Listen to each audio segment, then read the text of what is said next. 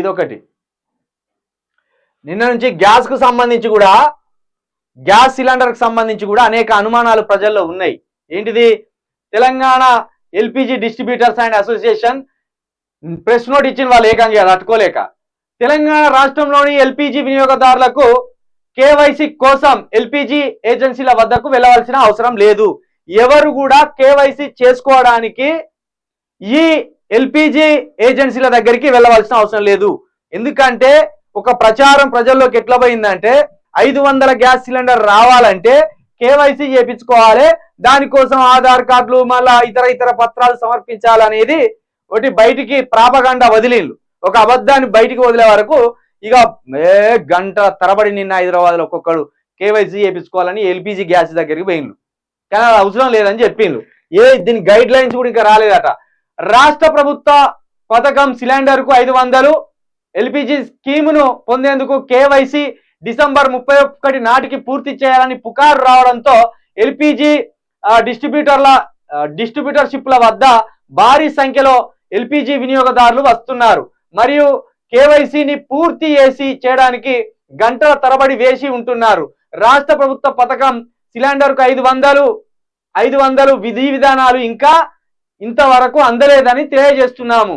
కానీ కేంద్ర ప్రభుత్వం చమురు మార్కెటింగ్ కంపెనీల ద్వారా వినియోగదారుల ఇంటి వద్దకి వెళ్లి కేవైసీని వీలైనంత త్వరగా పూర్తి చేయాలని మాకు ఆదేశించారు. అందువల్ల మేము మా వినియోగదారులను భయాందోళన చెందవద్దని అభ్యర్థిస్తున్నాము. మా వినియోగదారులను ఆందోళన చెందవద్దని అభ్యర్థిస్తున్నాం. దయచేసి ఎల్పిజి డిస్ట్రిబ్యూటర్షిప్ల వద్ద గుంపులుగా రావద్దని మరియు శాంతి భద్రతల పరిస్థితిని సృష్టించవద్దని అభ్యర్థిస్తున్నాం. బదులుగా LPG delivery boy cylinder delivery కోసం మీ ఇంటికి సందర్శించినప్పుడు మీ కేవైసీని పూర్తి చేయాలని మేము కోరుతున్నాం. ఏదైనా ఇబ్బంది లేదా సాంకేతిక సమస్య ఉంటే అప్పుడు మీరు మా సంబంధిత పంపిణీదారులను సందర్శించవలసిందిగా అభ్యర్థిస్తున్నాము. జగన్మోహన్ రెడ్డి కల్లూరు, అధ్యక్షుడు, Telangana LPG distributors association. Number కూడా ఇచ్చిండు, రాసుకోండి నెంబర్ కూడా 989989683166. ఇక చేయరు అంటే ఫోన్లు తరగబడి ఒక్కటే కొట్టారు. ఏదన్నా అవసరం ఉంటేనే ఏమన్నా డౌట్ వస్తేనే కొట్టరు. ఎందుకంటే ఇది రాష్ట్ర వ్యాప్తమైన సమస్య. ఇది దయచేసి చేయరు. ఇంకోటి ఏంటంటే 500 గ్యాస్ సిలిండర్కు సంబంధించి ఇంతవరకు రాష్ట్ర ప్రభుత్వం నుండి వాళ్ళకి ఎలాంటి సమాచారం కానీ ఎలాంటిది దీన్ని అమలు చేయాలనే నిబంధన కానీ ఇంతవరకు రాలేదు. అంటే ఇప్పుడు 15వ తారీఖు అంటే ఇంకో 15 రోజులు ఉన్నది కొత్త సంవత్సరానికి. మరి కొత్త సంవత్సరం నుండి అయినా 500 రూపాయలకు గ్యాస్ ఇస్తారా ఇవ్వరా? ఎందుకంటే మీరు ఇంకా 15 రోజులు ఉన్నది, వీళ్ళకి పంపవచ్చు.